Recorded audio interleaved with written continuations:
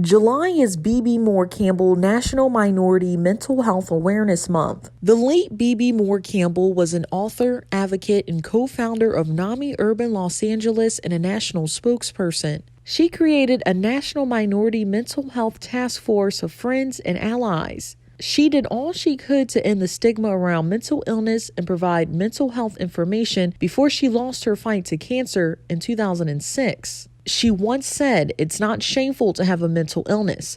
Get treatment. Recovery is possible." Entrepreneur, educator, and radio personality Ebony J can attest to that. I would always be stressed out about what's going on in the world. I really wanted to make a difference, but I could only do so much because I was a kid. While growing up, she knew something was wrong with her, but she couldn't quite figure it out. She often used writing as a coping mechanism. The thoughts that used to come to my head would be so confusing, I would feel crazy. And then one day at school, I don't know, somebody said something and I end up having like a breakdown. She was then admitted to a mental health institution.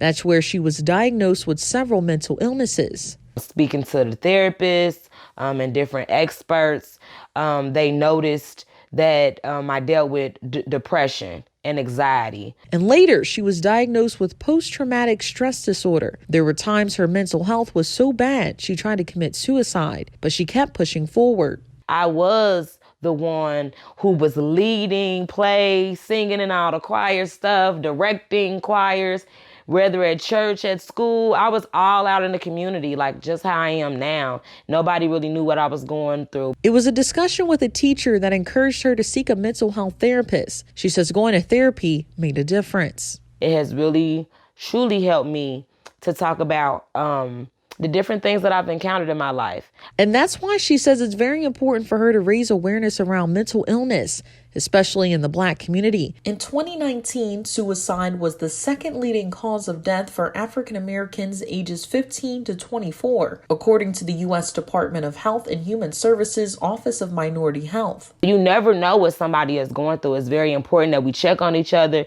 that we're communicating how we feel about things, and that we have a support system. Thanks to therapy and actively working on her mental health through things like reading the Bible and reciting daily affirmations, she says she's grateful to have her mental health under control.